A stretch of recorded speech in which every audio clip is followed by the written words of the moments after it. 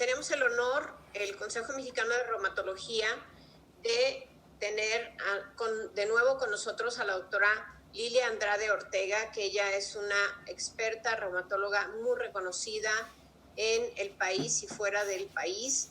Ella es experta en muchos temas, entre ellos miopatía, lupus, artritis reumatoide. Es una consolidada investigadora clínica que es muy reconocida y que forma parte de varios grupos de estudio internacionales de distintas enfermedades, entre ellas Euromayonet, PANLAR y otros grupos de estudio. El día de hoy le agradecemos especialmente a la doctora Lilia Andrade el ser tan gentil, dado que estaba programada la doctora Fedra Irazoque para dar este tema, que es artritis reumatoide temprana.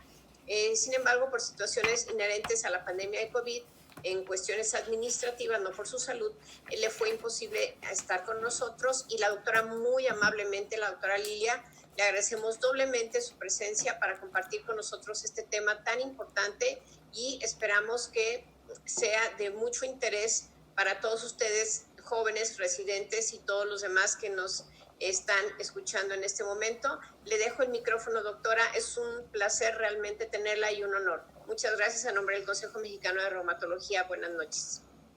Muy buenas noches, Mónica. Muy buenas noches a todos. Muchísimas gracias por la invitación.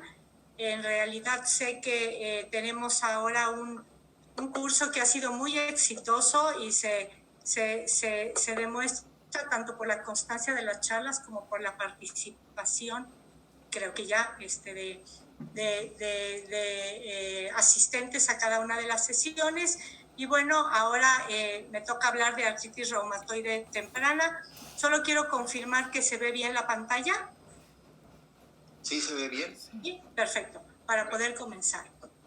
De modo que hablar de artritis reumatoide temprana sería imposible abarcar el tema en una hora. Vamos a hablar de algunos conceptos importantes de cómo pensamos actualmente que ocurren algunos fenómenos de etiopatogenia en el inicio de la artritis reumatoide, y después pasar en la segunda fase de la charla a aspectos clínicos.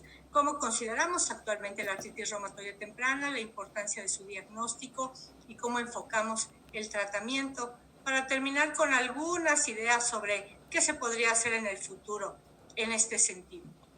Todos ustedes, jóvenes, conocen que cuando nosotros comenzamos a ver la inflamación y el dolor en nuestro paciente, en realidad quizá ya vamos tarde.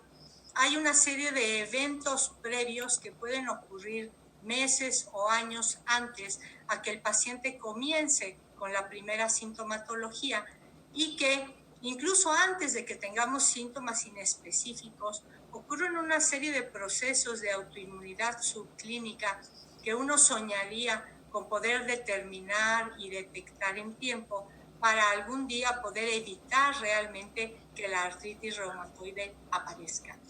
Y todos estos aspectos hacen que actualmente consideremos a la artritis reumatoide como un proceso que ocurre por la suma de muchos kits o eventos que se van adquiriendo en el tiempo y que van incrementando en el individuo el riesgo de que se desarrolle clínicamente la enfermedad. Y aquí tenemos factores genéticos, ambientales, por supuesto la aparición de los autoanticuerpos y los cambios que ocurren en estos autoanticuerpos y biomarcadores, etc. Y sin que esto piense en ser una sesión exhaustiva, pues sí voy a mencionar algunos de los aspectos generales más importantes de estos factores. Porque cuando tenemos lo que a veces llamamos preartritis, y luego ya vamos a ver si es adecuado hablar del término como tal de preartritis, en realidad lo que está ante nosotros es quizá un organismo, un individuo que tiene genes de susceptibilidad, que se expone a diferentes factores ambientales infecciosos, agresivos del ambiente, como puede ser el tabaquismo, cuestiones hormonales, etcétera, y que facilita esto que ocurran modificaciones epigenéticas y cambios en las proteínas, el proceso que todos seguramente ustedes conocen, de citrulinación, pero otra serie de cambios en las proteínas que van a llevar al final, al sumarse, a una pérdida de la tolerancia, a un fenómeno de incremento cada vez mayor en el trastorno autoinmunitario, en donde, bueno, participa prácticamente todas nuestras áreas de la inmunidad innata, inmunidad adaptativa, todo el proceso inflamatorio, para condicionar y causar las manifestaciones clínicas que conocemos como artritis reumatoide.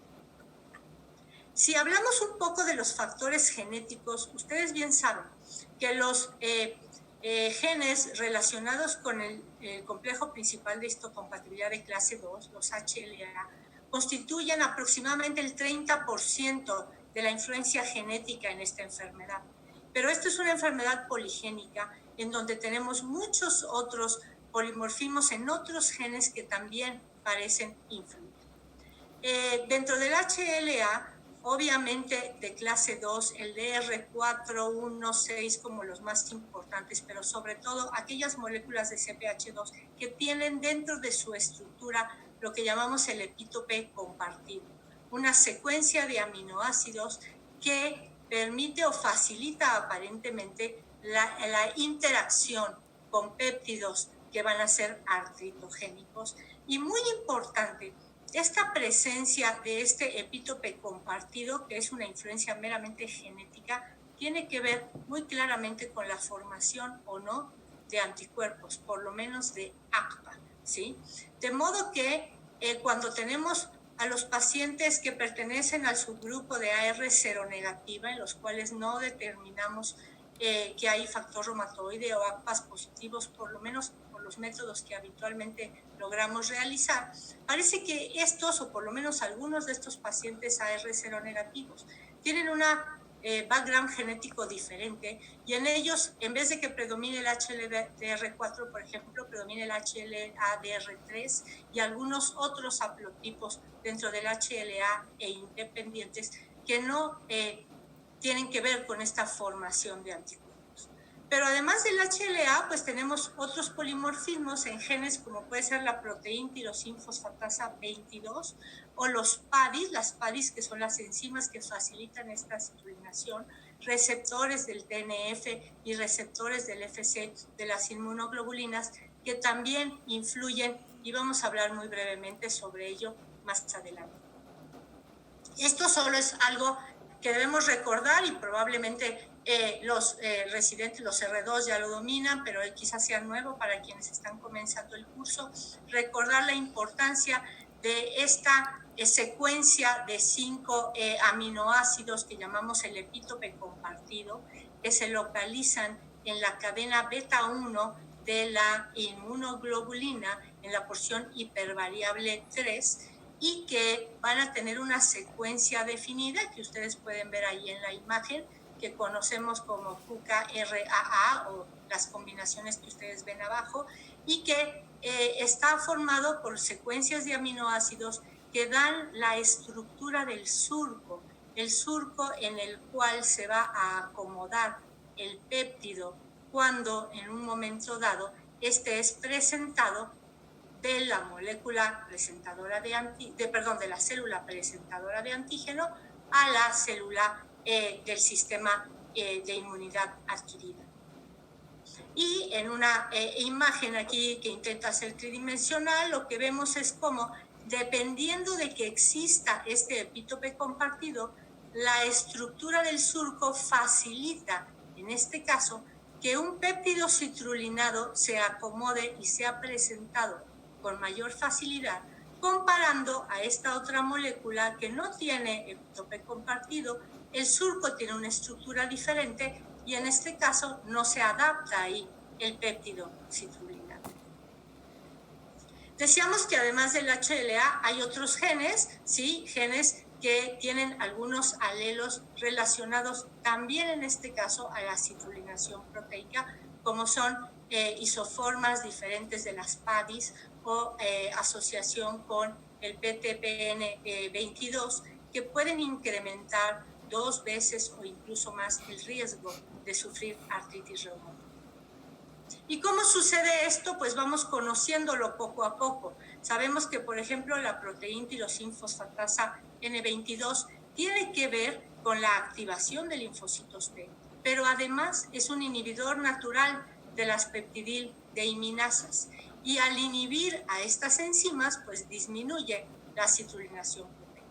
Cuando tenemos deficiencia de esta proteína, hay una mayor citrulinación y algunos alelos, ustedes ven aquí algunas isoformas como el W620, por ejemplo, son incapaces de interactuar con las PADIs y controlar esta citrulinación, lo cual facilita que tengamos péptidos citrulinados, la interacción con las células inmunológicas, la formación de anticuerpos y todo el proceso patogénico.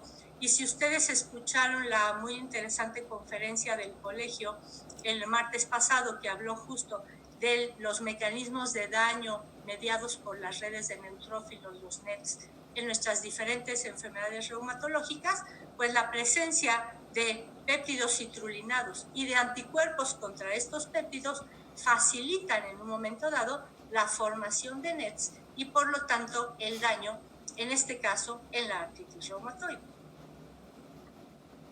Hablando un poquito de la citrulinación, las proteínas, como un fenómeno normal en cualquier individuo, sufren modificaciones post-traducción. Estas modificaciones pueden ser metilaciones, fosforilaciones, acetilaciones, citrulinación, carbamilación, y actualmente conocemos de los anticuerpos carbamilados, aunque no voy a hablar de ellos en esta charla, pero son cambios que ocurren como una respuesta al proceso inflamatorio inherente en cualquier individuo. Y en el caso específico de la citrulinación, lo que ocurre es que un aminoácido, en el ejemplo, en el esquema ustedes pueden ver a la peptidilarginina, que tiene una carga positiva, pierde este grupo amino por acción de una enzima, que es la peptidilarginina dehiminasa, y en presencia de calcio, y se convierte en una peptidilcitrulina, que es un péptido con carga neutra. Y obviamente este cambio de carga modifica su conformación tridimensional y la facilidad para ser captada por algunas células o algunas células presentadoras de antígeno, como si fuera un autoantígeno. Hay factores ambientales que conocemos bien que facilitan la citrulinación. El tabaquismo sin duda es uno de ellos. Y en este caso, solo para ejemplificarlo, este es un estudio en el cual se evaluó el riesgo para desarrollar artritis reumatoide en el tiempo en relación con el número de paquetes al año consumidos de tabaco, y es claro cómo a mayor consumo de tabaco en la vida, mayor riesgo de desarrollar artritis reumatoide. Pero además sabemos que estos factores no son únicos ni suficientes en forma aislada. Y como yo les decía, lo que tenemos es una serie de eventos que se van sumando. Y en estas gráficas de un artículo que tiene unos esquemas realmente muy lindos de la doctora Malmström, lo que se muestra es cómo en el paciente que tiene una artritis reumatoide con anticuerpos APA positivos, es muy claro cómo a mayor, ustedes pueden ver aquí en el eje cómo van apareciendo factores genéticos que se van sumando, ¿sí? El no tener ningún alelo HLA, después el tener cualquier alelo HLA aislado, en el fondo en rosa el portar alelos HLA de riesgo más alelos de proteína tirosinfosfatasa 22, y en el eje del lado derecho el no ser fumador, o con, por ejemplo, ir incrementando en un momento dado el uso del tabaco. Como los factores genéticos más los factores ambientales se suman para que al final el riesgo durante la vida de desarrollar artritis sea mucho mayor, y esto no parece comportarse igual en los pacientes con artritis reumatoide cero negativa. Y todavía será mucho lo que tenemos que conocer sobre los reales factores de riesgo para este subgrupo de pacientes. Entonces, si quisiéramos resumir lo que he platicado hasta este momento en este esquema, tenemos diferentes determinantes como son factores ambientales como el tabaquismo, pero también sílice, exposición a otros agresivos ambientales que van a facilitar la citrulinación de péptidos. Y una proteína nativa, C-citrulina. Esta proteína citrulinada es captada por la célula presentadora de antígeno y en algún individuo que no tiene predisposición genética, pues hay muchísimos individuos con proteínas citrulinadas que no desarrollan una enfermedad inflamatoria. Sin embargo, si el paciente tiene una predisposición genética, en este caso el HLA-DRB1, las células inmunológicas tienen una mayor facilidad para captar a estos péptidos y inicia todo este proceso de autoinmunidad, activación de células T, coestimulación con células B, activación de los linfocitos B con producción de los anticuerpos contra los péptidos citrulinados, que los ven ustedes aquí en el esquema, y este proceso que aparentemente inicia en el pulmón, pero que actualmente sabemos que también inicia a nivel de las gingival o a nivel del tubo digestivo, por ejemplo, va después a ampliarse hasta llegar en un momento dado a nuestros tejidos blancos por excelencia en la artritis reumatoide, que va a ser, por supuesto, la membrana sinovial, donde ocurre todo el proceso patogénico que conocemos y que desencadena la aparición de los síntomas de la artritis reumatoide. Seguramente también saben que actualmente es un hecho que a partir de estudios, por ejemplo, de donadores de sangre, de individuos sanos o de individuos que ingresan al ejército, se han hecho estudios en pacientes que eran sanos y que después desarrollan artritis reumatoide para evaluar en el suero desde cuándo había datos ya de anticuerpos positivos. Y estos estudios han demostrado que tanto el factor reumatoide, pero principalmente los anticuerpos citrulinados, pueden aparecer hasta 15 años antes de los primeros datos de artritis reumatoide. Y estos anticuerpos van incrementando en cantidad, van modificando su calidad y se van volviendo más patógenos, de modo que es muy diferente lo que teníamos 10, 12 años antes de la aparición de los síntomas a lo que existe en el momento en que el paciente inicia con los síntomas de artritis. Y aquí trato de resumir todos estos cambios que ocurren en el proceso que llamamos maduración de los aquas. Desde que este anticuerpo está presente en un individuo que es sano o que quizá empieza a tener alguna sintomatología, a que desarrolla artritis reumatoide, vamos a tener cambios en los anticuerpos que van relacionados con un mayor número de epítopes a los que van dirigidos estos anticuerpos. Por supuesto, títulos más altos. Estos anticuerpos cambian su afinidad y en suma su avidez, de modo que cada vez se unen en forma más intensa y eficaz a los antígenos. Cambian sus patrones de glucosilación y actualmente se investiga mucho sobre esto y sobre la importancia de estas fracciones glicosiladas en las cadenas laterales de los anticuerpos. Voy a mencionar un poco más hacia adelante de esto. Y por supuesto se modifican los isotipos. Y todo esto facilita que estos anticuerpos sean más patógenos y que probablemente sean en mucho parte de la patogenia de la enfermedad. Les decía yo que esto que hemos platicado ocurre en las superficies mucosas, el proceso de citrulinación, no solo en los pulmones. Actualmente sabemos que tanto las encías como todo el tubo digestivo es un sitio importante para iniciar todo este proceso de citrulinación y formación inicial de anticuerpos. Y en este sentido, aunque no voy a profundizar mucho, podríamos hablar horas de microbiota, los gérmenes tienen mucho que ver con este proceso. Y sabemos que, por ejemplo, Porphyromonas gingivalis, pero otras bacterias como Prevotella cocci, por ejemplo, influyen en esto. Y, por ejemplo, en el caso de Porphyromonas gingivalis, esta fácilmente se aloja y es residente en el surco gingival.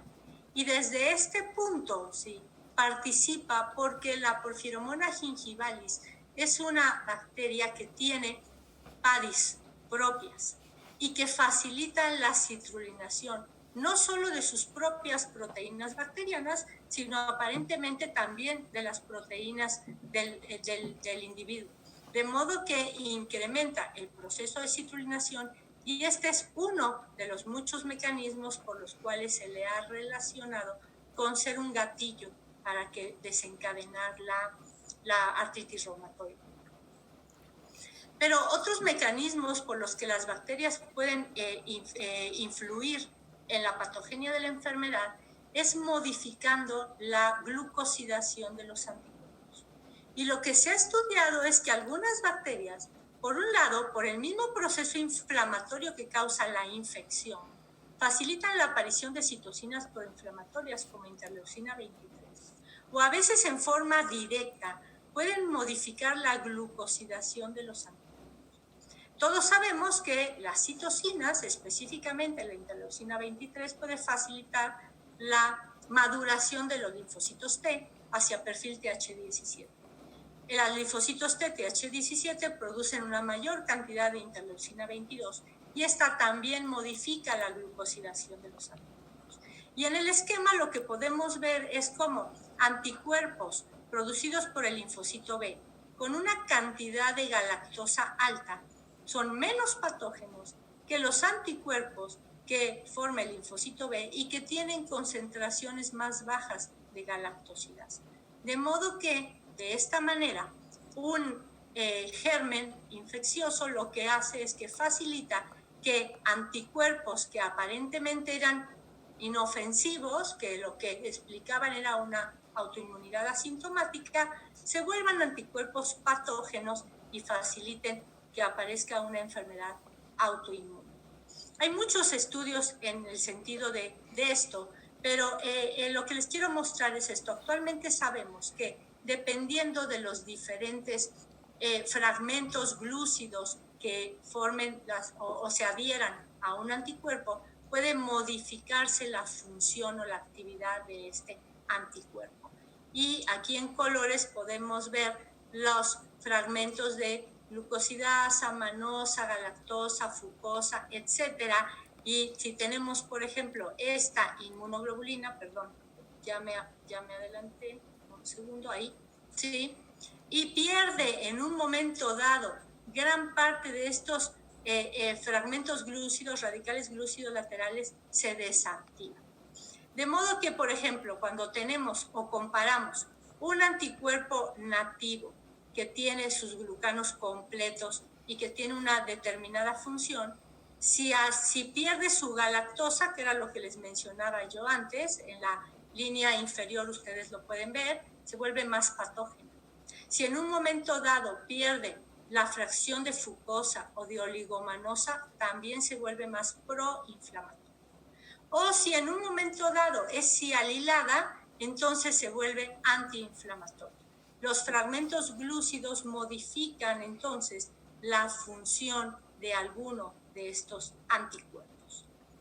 Y también recientemente se ha evaluado la posibilidad de que estos fragmentos glúcidos no solo estén en las cadenas laterales del FC, sino que también se pudieran agregar en la porción FAB y de esa manera modificar incluso la posibilidad de unión con un determinado antígeno.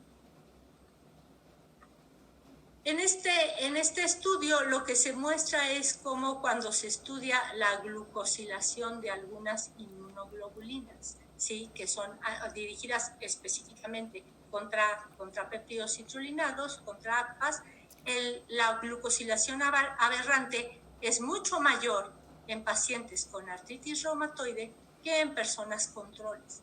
Y este fenómeno de incremento en esta glucosilación aberrante también se presenta muchos años antes de que aparezcan los síntomas y se realice el diagnóstico de artritis reumatoide.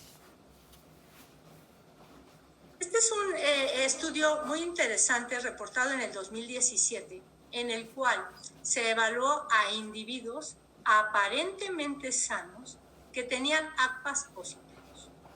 Estos individuos fueron vigilados durante un año y hubo un grupo que no desarrolló artritis reumatoide, que es la parte superior, y un grupo que al año desarrolló datos compatibles con artritis reumatoide.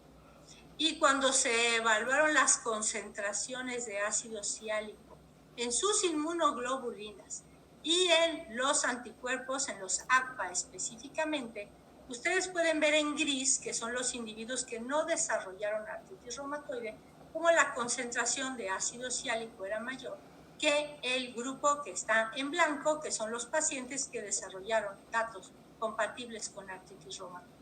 ¿Qué es lo que trata de demostrar este trabajo? Es que los porcentajes, los grados de glucosidación de los anticuerpos ocurren previamente y pueden determinar en un momento dado, como uno de los factores, la aparición de la enfermedad.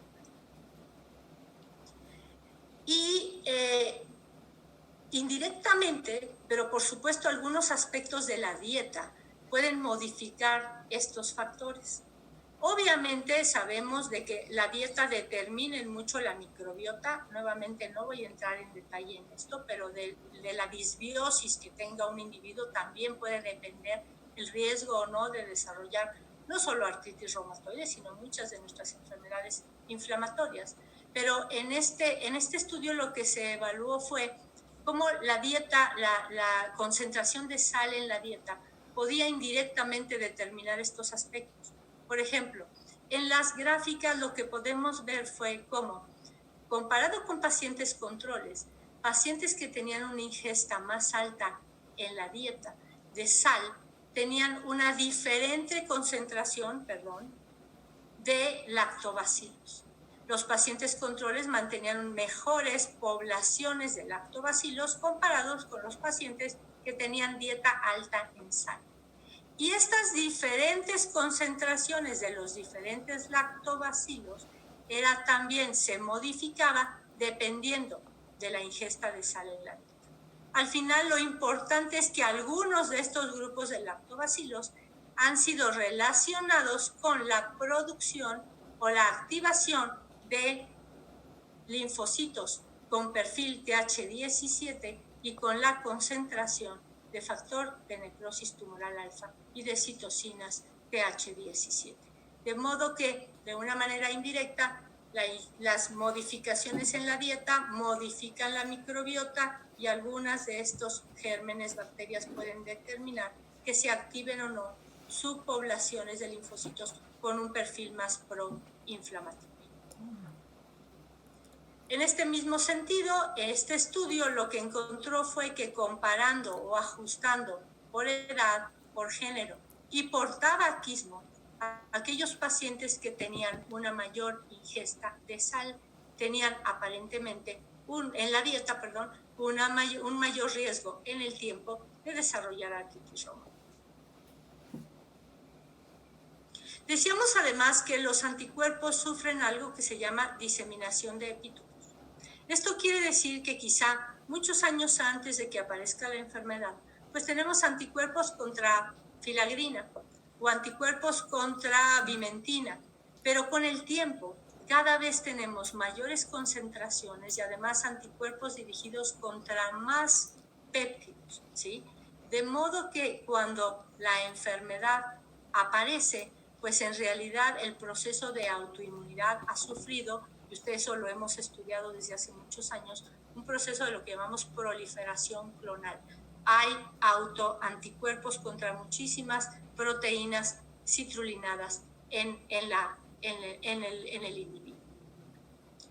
Esta es un esquema un poco chusco, pero es para que los que son residentes y fueron millennials no se olvidan. Todos jugaron con los Pokémones y los Pokémones evolucionaban y conforme iban evolucionando, iban adquiriendo cada vez un fenotipo más agresivo, un fenotipo más invencible y entonces pues lo que comienza quizá como un anticuerpo, que parece muy inocente, en el tiempo, con todos estos cambios de los que hemos platicado, pues se vuelve un anticuerpo muy, muy patógeno cuando ya tenemos las primeras manifestaciones de la enfermedad, que ya en un plan más serio consiste en esto. Los primeros anticuerpos que aparecen, los primeros ACPA, pues probablemente están en niveles muy bajitos, con baja afinidad, van dirigidos contra unos cuantos péptidos citrulinados, pero conforme se van agregando estos factores de HIT, que pueden ser factores ambientales, factores infecciosos que se van sumando, pues los anticuerpos van modificando su fenotipo para tener mutaciones somáticas, para tener diseminación de epítopes, para incrementar su concentración y por lo tanto poder explicar mucho del daño que causan en la enfermedad.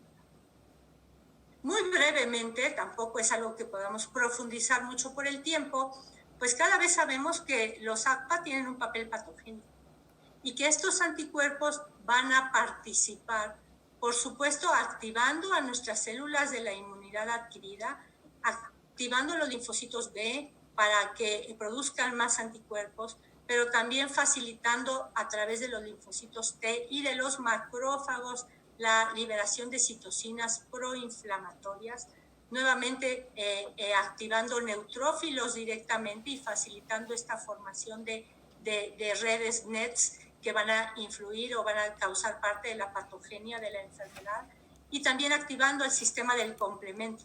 Y no olvidemos cómo los anticuerpos también en forma directa o indirecta por estos mecanismos activan fibroblastos y por lo tanto facilitan la producción del panus en la membrana sinovial, y también activan a los osteoclastos y causan el daño óseo que forman las erosiones características desde etapas a veces muy tempranas en la artritis reumatoide.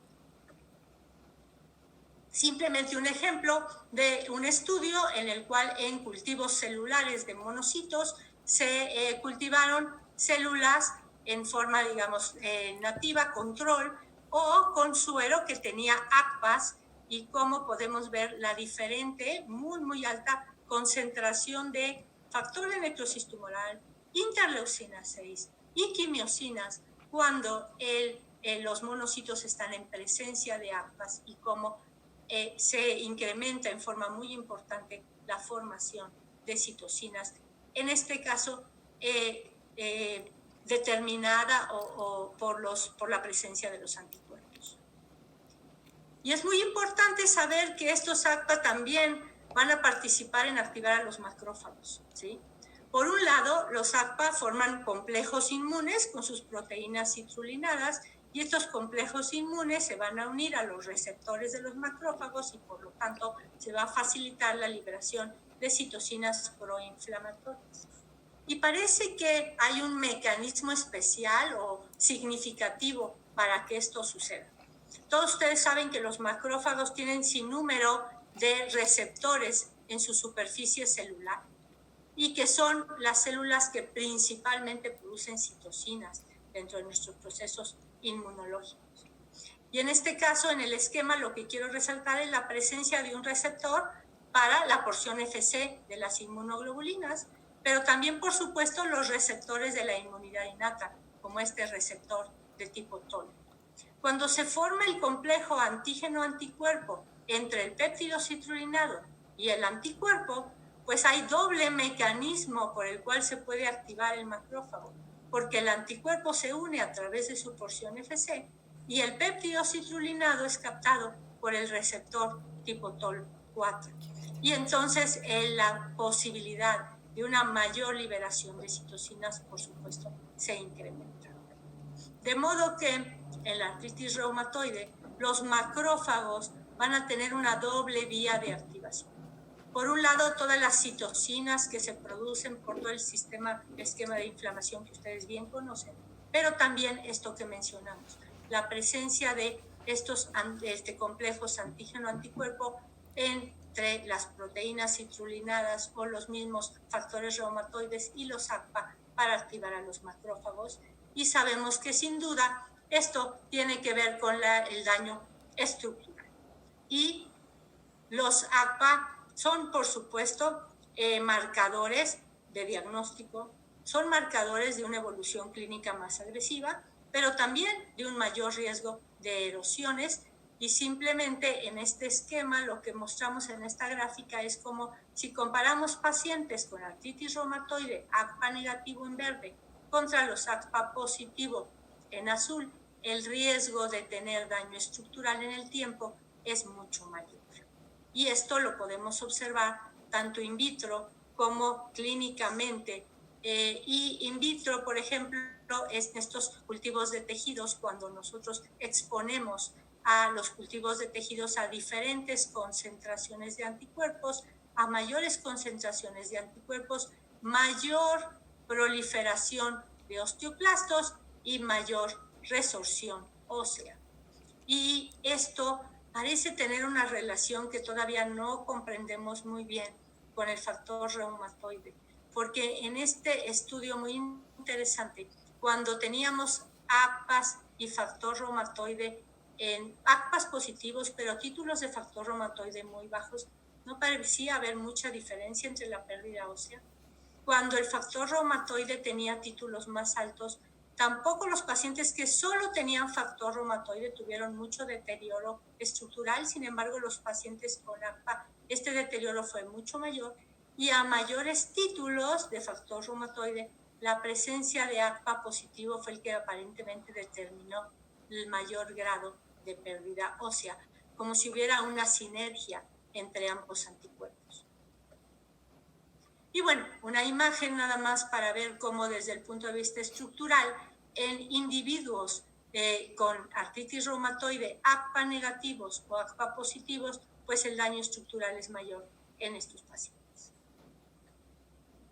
De modo que cuando nosotros, entonces, que fue como empezamos la clase, comenzamos a ver los síntomas en nuestro paciente, cuando empieza la fase clínica, ya vamos tarde. Los pacientes ya han tenido un proceso de inmunidad sistémica en el cual han ocurrido una serie de eventos que probablemente en un futuro podamos detener. Pero por lo pronto, por hoy, mientras mejor los conozcamos y mientras esto nos permita diagnosticar o sospechar en forma más pronta la situación de un paciente que puede desarrollar artritis reumatoide, sin duda la evolución a largo plazo, y eso es algo bien demostrado, será mejor. Esto ha hecho que cada vez haya más estudios de pacientes que todavía no tienen diagnóstico de artritis reumatoide, pero que en los cuales se estudian en forma prospectiva cuál puede ser su riesgo para desarrollarla. Y para tratar de uniformar términos, y esto me parece interesante que lo conozcamos, ¿sí? El Colegio Americano de Reumatología emitió estas recomendaciones para decir que cuando se hacen estudios en individuos, debemos determinar bien si estamos hablando de individuos que tienen factores de riesgo genético o factores de riesgo ambiental, o ya tienen alguna evidencia de autoinmunidad sistémica, como tener un factor reumatoide positivo o ACPAs positivos, aunque no tengan clínica, o tienen síntomas de artralgias o alguna que no, sin evidenciar artritis clínica, o ya estamos hablando de una artritis indiferenciada o de una artritis reumatoide. Y se vale que en los estudios podamos tener combinaciones de estos factores, sin embargo, siempre hay que saber, ¿sí?, de quién estamos hablando para después poder saber las implicaciones. Y sugieren que el término de preartritis, ¿sí?, puede usarse cuando tenemos algunos de estos datos que yo les he mencionado y que se mencionan ahí, de la letra A hasta la letra E de artritis no específica, ¿sí?, pero solo para describir en forma retrospectiva a un paciente que ya tuvo artritis reumatoide, ¿sí? Si ya sabemos que tiene artritis reumatoide, pues todo lo que ocurrió antes fue preartritis. Pero antes de que desarrolle artritis reumatoide, pues muchos de estos pacientes realmente no tenían o no iban a tener una artritis reumatoide. El concepto o la definición de artritis temprana ha ido evolucionando con el tiempo. Cuando yo era residente, artritis temprana era la que tenía menos de 2 años de evolución. Actualmente eso, pues por supuesto, es inaceptable. Y actualmente tratamos de hablar de artritis reumatoide pues lo más pronta posible. En general, menos de 3 meses podemos decir que es una artritis reumatoide muy temprana. Dice que menos de 6 semanas. Artritis reumatoide temprana como concepto, algunos lo toman entre 6 y 24 meses. En los estudios de terapias biológicas, actualmente se habla de 2 grupos, los pacientes con artritis muy temprana, que es de menos de 3 meses, o artritis temprana entre 3 a 6 meses. En realidad todavía no hay un consenso como tal, sin embargo, cada vez tratamos de ser más estrictos en lo que llamamos una artritis reumatoide temprana para captar justo esa ventana de oportunidad antes de que haya daño estructural e irreversible en nuestros pacientes. Y bueno, todos sabemos que si hablamos de artritis reumatoide establecida, pues hablamos de un 1% de la población mundial que está afectada. Pero hay pocos estudios epidemiológicos de artritis reumatoide temprana porque es mucho más difícil establecer o definir nuestra población por estas diferentes definiciones, porque el término es relativamente reciente. Quizá las primeras cortes de artritis reumatoide temprana aparecieron en los países nórdicos, en Europa, en Suiza o en Finlandia. Se ha tratado de calcular que la prevalencia es de 31 por 100,000, más o menos 30 por 100,000 habitantes.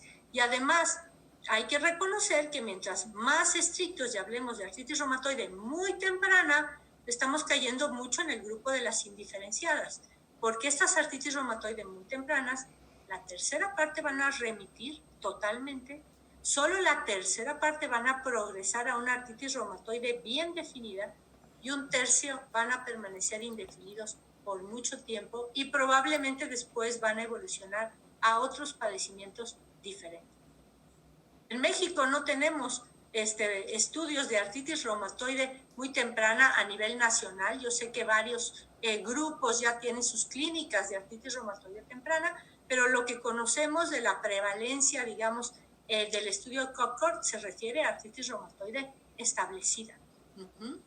Y es importante porque sabemos bien que los primeros meses de evolución de la enfermedad son los que van a determinar el mayor daño. Y hay estudios que demuestran que a los 3 años el 70% de los pacientes pueden tener erosiones y que más de la mitad las desarrollan en el primer año, sobre todo si inician con datos clínicos de mal pronóstico. Solo para recordar que en el paciente con artritis reumatoide temprana, cuando tenemos duda de que haya artritis clínica, es inútil que tratemos de hacer una imagen radiográfica y que tenemos que recurrir a herramientas de imagen mucho más útiles, como es el ultrasonido, para poder detectar muchas veces esta inflamación que puede no parecernos evidente, ser subclínica y ayudarnos a establecer el diagnóstico, como lo vamos a ver más adelante en las guías. Y en los protocolos, por supuesto, se incluye ahora pues la resonancia magnética. Para, en un momento dado, ustedes pueden ver aquí como en esta imagen, en la radiografía la articulación aparentemente se veía muy normal y al lado derecho ustedes pueden ver señalada con la flecha una erosión evidente por resonancia magnética que no era aparente en la radiografía convencional. Un concepto que tenemos que conocer es el de artralgias sospechosas. Cada vez se le da más importancia porque tenemos pacientes en los cuales llegan solo con dolor articular. No podemos evidenciar por clínica y a veces ni siquiera, muchas veces por ultrasonido, evidencia de inflamación. Pero la distribución de este dolor articular y sus características inflamatorias nos deben hacer estar muy al tanto, sospechar y vigilar muy de cerca a estos pacientes porque muchos de ellos pueden sí evolucionar a artritis reumatoide. Y esto solo es para mostrarles cómo en algunos estudios en los cuales había dolor articular en una distribución característica de artritis reumatoide y donde no se demostró clínicamente inflamación, por resonancia magnética se empezaron a encontrar datos incipientes de inflamación Y por supuesto, si estos pacientes tienen anticuerpos positivos, pues prácticamente solo es cuestión de tiempo el que van a desarrollar la enfermedad. Tenemos guías para diagnosticar y tratar a la artritis reumatoide temprana y me voy a ir rápido porque ustedes seguramente conocen la mayoría de estos conceptos, pero las guías del EULAR hablan de 3 principios generales. Hay que ofrecerle al paciente el tratamiento óptimo y que esto sea una decisión compartida entre el reumatólogo y el paciente. Los reumatólogos deben ser los médicos a cargo de los pacientes con artritis reumatoide temprana por la detalle que hay que tener para la sospecha diagnóstica y terapéutica. Y para hacer un diagnóstico definitivo se tiene uno que basar en los datos clínicos, de la historia clínica, la exploración física y estudios auxiliares, tanto de imagen como de laboratorio. Como recomendaciones importantes, si un paciente tiene artritis de menos de 6 semanas, lo ideal es que tenga oportunidad de una referencia temprana. El examen clínico es el método de elección, pero tenemos que considerar que el ultrasonido va de la mano en estos pacientes, por lo que mencionamos que a veces la inflamación es subclínica.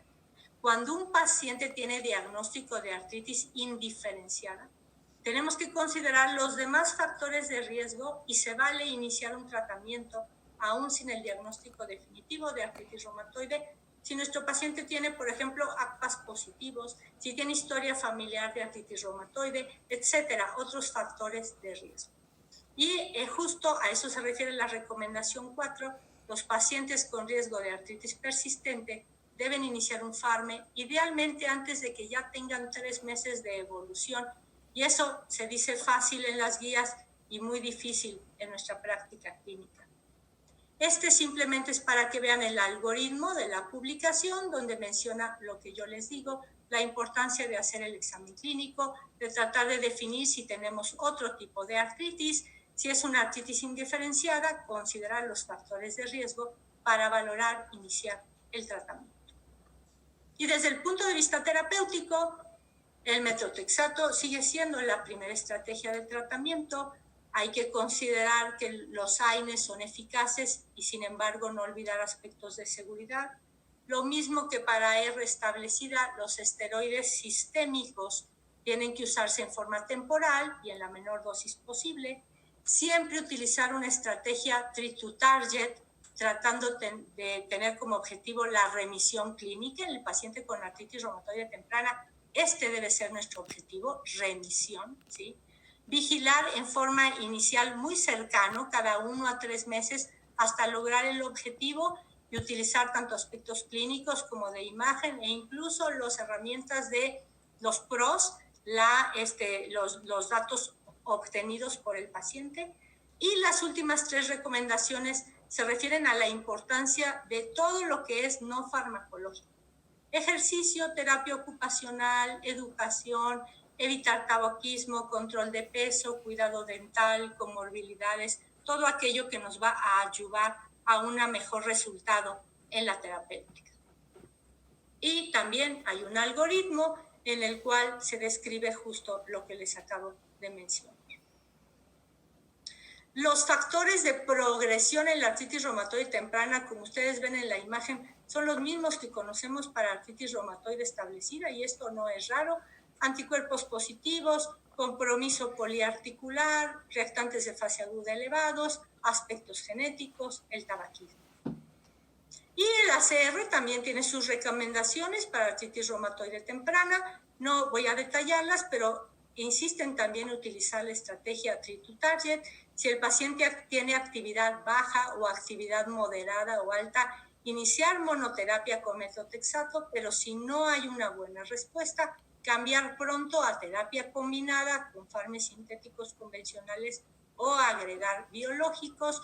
Todavía consideran de preferente el biológico antes que TOFA, probablemente por la menor experiencia que había en ese momento con inhibidores JAK, ¿sí? Y usar esteroides por tiempo corto y en la dosis más baja posible. Y ustedes conocen bien las guías y simplemente iniciar la monoterapia, lo que yo comentaba, utilizar después, si esto no es útil, fármacos sintéticos combinados, un inhibidor TNF o un biológico con otro mecanismo de acción, con o sin adición de metotrexato. Y si el paciente no tiene buena respuesta, pues intercambiar por otra terapéutica o incluso considerar los inhibidores JAK. Ya para terminar, por supuesto que todavía no es una práctica común el que hablemos de tratar a nuestros pacientes con artralgias inespecíficas o con autoinmunidad subclínica. Pero el que no les demos fármacos no quiere decir que no podamos hacer algo por esta población que tiene riesgo. Y entonces lo que tenemos que considerar es que si tenemos a nuestra población general y de esta población hay individuos que tienen factores de riesgo genético y historia familiar de enfermedades reumáticas, factores ambientales que en un momento dado podemos modificar, esta población puede beneficiarse de aspectos como recomendarles suspensión de tabaquismo, llegar a un peso ideal, modificación de la dieta, cuidado dental, ejercicio, etc. Y por supuesto, considerar que antes de que vaya evolucionando todo este proceso de autoinmunidad, si es que lo podemos evitar, pues tener un alto índice de sospecha para que en cuanto empiece la sintomatología podamos dar un tratamiento lo más oportuno posible. Actualmente hablamos de que vamos siendo cada vez más exigentes en lo que queremos lograr a la larga con nuestros pacientes. De hace 20 años, nuestro objetivo era buscar dónde encontrábamos la remisión clínica, las herramientas de DAS, de SEDAI, de remisión booleana, etcétera, para decir nuestro paciente no tiene dolor, no tiene inflamación. Pero después encontramos que no solo era importante eso, sino lograr remisión por imagen, como por ultrasonido, o incluso serológica, y sabemos que hay algunos estudios de artritis reumatoide muy temprana en los cuales se demuestra que logramos disminuir los títulos de anticuerpos, por ejemplo, aunque no nos queda muy bien claro todavía qué significa eso a lo largo del paciente. Pero por último, pues estamos quizás cerca de lograr lo que llamamos la remisión inmunológica, poder detener este proceso para que realmente el futuro del paciente con artritis reumatoide, mientras más pronto se diagnostique y se trate, sea mejor.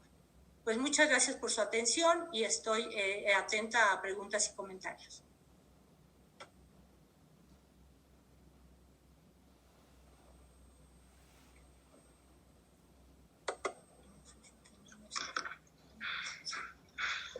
¿Me ve?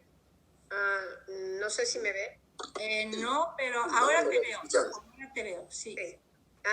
Ok, tuve un problema porque se fue la luz, pero bueno, en primer lugar, doctora Lilia, de verdad quiero agradecerle profundamente. Es una extraordinaria plática que yo espero que todos los residentes y todos los reumatólogos que estamos aquí escuchándolo a usted atentamente, extraordinaria ponencia, nos llevó de la mano de manera muy clara desde la fisiopatogenia hasta todos estos aspectos clínicos sumamente interesantes. Se ve su expertise, de verdad le agradecemos mucho.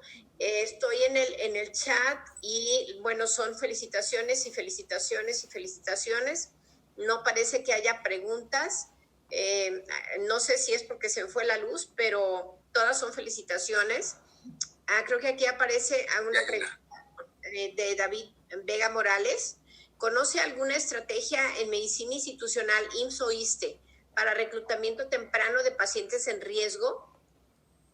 En realidad, una estrategia general no. Sé que algunos hospitales específicamente están intentando establecer sus clínicas de artritis temprana. En el ISEMIN puedo decirlo que en Toluca tienen una clínica muy bien establecida de artritis reumatoide temprana. El problema, y lo sabemos en nuestras instituciones, es este sistema de escalones en el cual el paciente llega inicialmente al médico general y el médico de primer contacto muchas veces no tiene el conocimiento para detectar pronto estos pacientes. Y nosotros hemos intentado, pero todavía sin éxito, poder establecer como una especie de clínica, casi como un triage, si podemos decirlo así, para detectar qué pacientes necesitan llegar más tempranamente al reumatólogo, porque la pregunta es muy pertinente. Cuando nuestros pacientes en IMSS e ISSSTE llegan al reumatólogo, muchas veces tienen 3, 4, a veces más años de evolución y hay daño que ya no se puede evitar. Sé que también me parece que el Hospital Universitario de Nuevo León tiene una clínica de artritis temprana. Nutrición tiene con la doctora Virginia Pascual una clínica de artritis temprana. Y alguna vez hubo un esfuerzo en el norte, en Hermosillo me parece, no sé, en donde algunos reumatólogos iban a las clínicas y un día a la semana evaluaban pacientes con artralgias o artritis para tratar de diagnosticarlos en forma pronta. Pero algo bien estructurado, lamentablemente, todavía no lo hay. Muy bien. Hay una pregunta de Olmedo Almengor. Dice, ¿cuánto tiempo hay erosiones demostradas en resonancia, doctor? ¿Cuánto tiempo?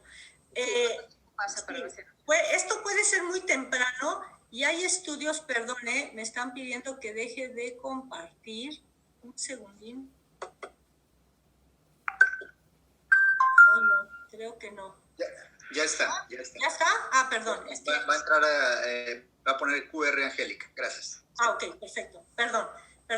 Hay estudios que dicen que hasta 4 semanas, ¿sí? Después de que inician los síntomas, puede observarse alguna erosión por resonancia magnética. Muy bien. Otra pregunta que me parece interesante, dice Salvador, da las gracias por la extraordinaria ponencia. Dada la prevalencia de seropositividad en familiares de primer grado, ¿estaría indicado el cribado en estos familiares? Eso es un problema de ética muy grande, ¿sí? Muchas veces los familiares de pacientes con artritis reumatoide se quieren determinar, porque incluso a veces hasta asintomáticos, para tratar de definir si van a desarrollar en un momento dado la enfermedad. Creo que, por un lado, es un arma de doble filo, porque si tienen anticuerpos positivos, pueden entrar en este 10% de pacientes, de individuos que nunca van a desarrollar la enfermedad y solo tienen los anticuerpos positivos por ser familiares de primer grado con pacientes con AR. Creo que aquí lo importante sería, más que hacer cribado, porque incluso puede tener implicaciones, como digo, éticas y hasta de daño emocional, insistir al paciente en el que puede hacer otras cosas, como puede ser cuidar todos estos factores ambientales que pudieran disminuir su riesgo de desarrollar la enfermedad. Muy bien. La doctora Cristina Hernández Díaz, vocal del Consejo, obviamente felicita por la ponencia y me hace la pregunta, y si estoy mal, Cristina, corrígeme por favor, porque la lectura es: ¿cree usted que a pesar de no haber demostrado ser algo...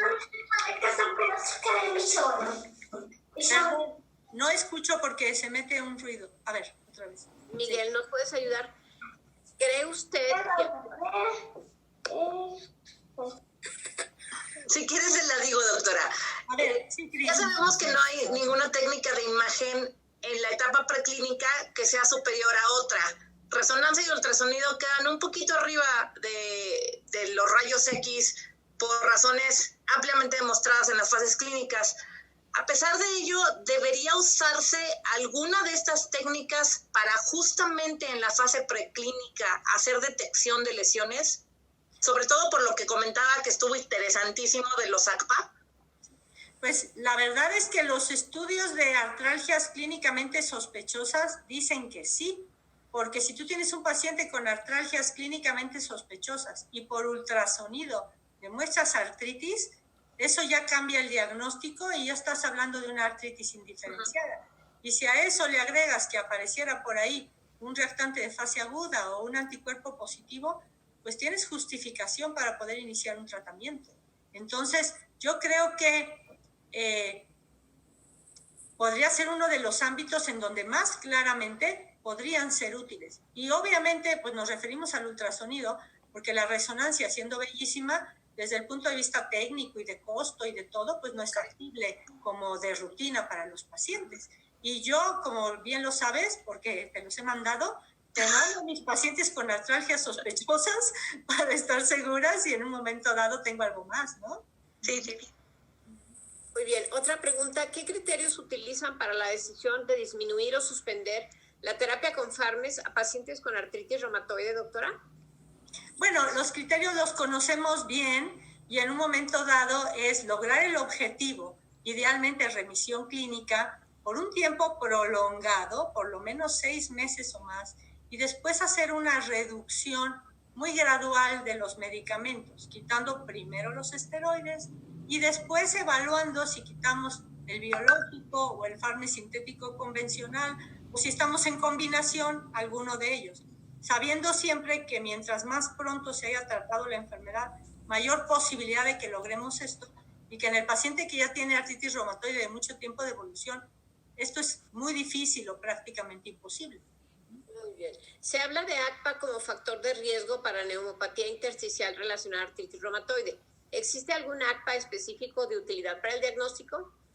No que yo sepa. Sí sé que dentro de los ACPA no es lo mismo tener anticuerpos antivimentina, por ejemplo, o anticuerpos antifibrinógeno,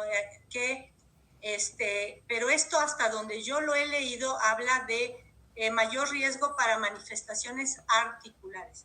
Pero hasta donde yo sé no hay un fenotipo específico de ACPAs relacionado directamente con afección pulmonar intersticial, pero sí, tener ACPAs positivos, como tener factor reumatoide a títulos muy altos, incrementa el riesgo de manifestaciones extraarticulares.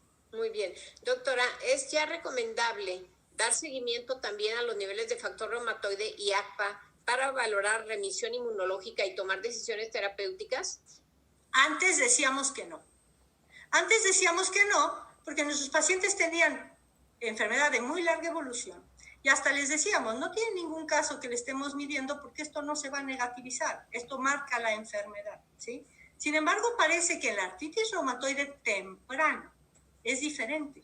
Y hay estudios, no los mencioné porque no podemos hablar de todo, pero hay estudios que han encontrado que en el paciente con artritis reumatoide que tiene muy poquito tiempo de evolución, sobre todo si tienen terapias biológicas que actúan a nivel de linfocitos B como rituximab o de coestimulación como abatacept, podemos tener cambios en los títulos de anticuerpos y no estamos muy seguros de qué signifique eso, pero por lo menos en teoría, si estamos hablando de que los anticuerpos son patogénicos, pues si en un momento dado podemos evaluar y ver que estos títulos van disminuyendo, podría ser un indicio de que estamos disminuyendo el riesgo de progresión de la enfermedad.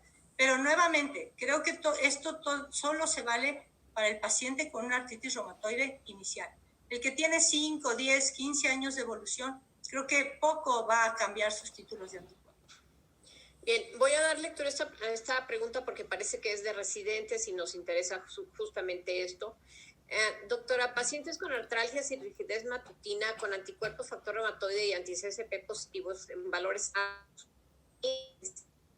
inflamadas y sin reactantes de fase aguda elevados, ¿se podría iniciar tratamiento con Farmes? Yo creo que sí. Si tenemos artritis, si tenemos anticuerpos positivos, si el patrón es característico y la historia es característica, yo creo que aunque los reactantes de fase aguda no estén elevados, podemos pensar que el paciente tiene artritis reumatoide que está iniciando o una artritis indiferenciada con mucho riesgo de desarrollarla. Yo prefiero iniciar el tratamiento y no arrepentirme después, ¿sí? Claro. Bien, agradecen de nuevo su ponencia, felicitaciones. En cuanto a la actividad extraarticular de artritis reumatoide, ¿cuál es el pronóstico asociado a sobrevida y calidad de vida? ¿Alguna entidad específica que más se asocie con ese tipo de actividad?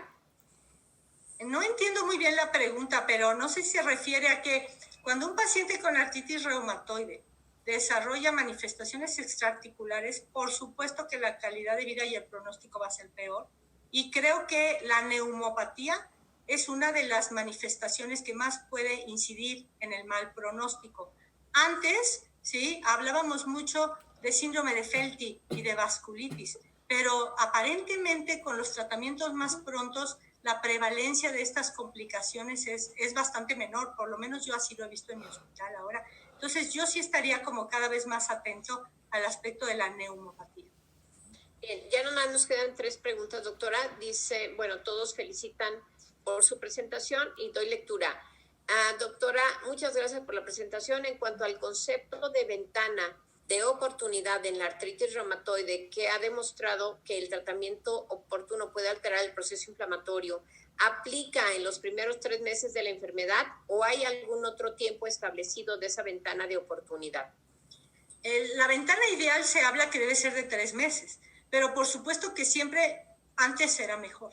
Entonces, lo que se dice es que si uno capta al paciente en esos primeros 3 meses e inicia un tratamiento adecuado, la posibilidad de daño va a ser muchísimo menor o va a ser mínimo. Sin embargo, si nuestro paciente tiene 6 meses o 1 año o lo que sea, siempre hay que tratar de digamos, no porque ya no esté en la ventana, no vamos a tratar de dar el tratamiento óptimo. Por eso es la primera recomendación esta de la artritis reumatoide temprana que dice ofrecer el tratamiento óptimo al paciente aun cuando está iniciando o especialmente porque está iniciando. Bien, una pregunta relacionada a la triple terapia. Dice, ¿se considera metrotexate, sulfidina e hidroxicloroquina o bien metrotexate, sulfasalacina, leflunomida? ¿Ustedes qué esquema prefieren? Yo creo que depende mucho del paciente, ¿sí? Sabemos que cualquiera de los esquemas de terapia combinada se vale, ¿sí? Depende mucho ya de las circunstancias. A mí me gusta, bueno, yo estoy en un hospital de alta especialidad donde las artritis que nos llegan son artritis muy bravas, entonces mi triple terapia muchas veces es metrotexato, leflunomida, hidroxicloroquina, por ejemplo. Sin embargo, hay que vigilar mucho la hepatotoxicidad y algunas otras manifestaciones serias, como un síndrome febril que se ha descrito ahí con la combinación de metrotexato, leflunomida, o incluso algo de cuestiones neurológicas. Pero yo creo que cualquiera de las, o sea, desde el punto de vista de concepto, triple terapia es cualquier combinación de 3 fármacos convencionales que sabemos que si se da bien puede ser casi tan eficaz como una terapia biológica y sabemos lo difícil de su aplicación por las muchas tabletas y la mucha constancia o adherencia que se requiere por parte del paciente. Muy bien. En cuanto al tratamiento en artritis reumatoide temprana y el seguimiento posterior, ¿se realiza de preferencia resonancia magnética o ultrasonido y en qué tiempo? Yo creo que es difícil que alguien realice resonancia magnética. Yo solo he visto resonancias magnéticas en protocolos, ¿sí? Que sabemos, corren los protocolos de la industria y ahí sí se hace resonancia magnética, generalmente cada 3 o cada 6 meses, dependiendo del protocolo. En la práctica cotidiana, yo lo que recomendaría es hacer un ultrasonido con los esquemas que nuestros compañeros que hacen ultrasonido dominan perfectamente y que tienen ya muy bien estructurado cuáles son las articulaciones que vigilan, y creo que eso nos da una confianza relativamente fuerte para poder saber que nuestro paciente va bien. Y esto cuando la clínica no es suficiente, no quiere decir que todo paciente requiere siempre ultrasonido, pero muchas veces en la artritis reumatoide temprana es todavía más importante porque nos queda duda, porque no existe la evidencia clínica tan franca como en la artritis reumatoide ya establecida. Muy bien. Y la última pregunta dice, en cuanto al papel de los anticuerpos anticarbamilados en artritis temprana, ¿qué implicación tienen? ¿Y se pueden realizar en México o no? Dice, no lo sé. No los anticarbamilados porque todavía no están en la práctica, pero sabemos bien que es otro cambio que sufren las proteínas en donde se agrega un cianato, y estos anticuerpos parece que son importantes porque algunos pacientes que tienen factor reumatoide negativo y tienen ACPAS negativos pueden tener en el 20% carbamilados positivos. Y también ya hay estudios que dicen que los pacientes con anticuerpos carbamilados, estos aparecen antes de las manifestaciones clínicas y también tienen cierto factor pronóstico. Hasta donde yo estoy enterada, todavía no se hacen a nivel comercial. Probablemente algunos laboratorios de inmunología específicamente y como parte de sus protocolos de investigación los están haciendo. La verdad es que nosotros en el 20 de noviembre no los hacemos todavía. Sí, no, comercialmente no. Bien, pues esas son todas las preguntas. Doctora, de nuevo le agradecemos profundamente a nombre del Consejo Mexicano de Reumatología su disposición y el extraordinario tema que nos ha brindado esta noche, como siempre. Muchas gracias. Buenas noches. Muchas gracias a todos. Muy buenas noches. Cuídense todos. Buen día. Gracias. Buenas noches.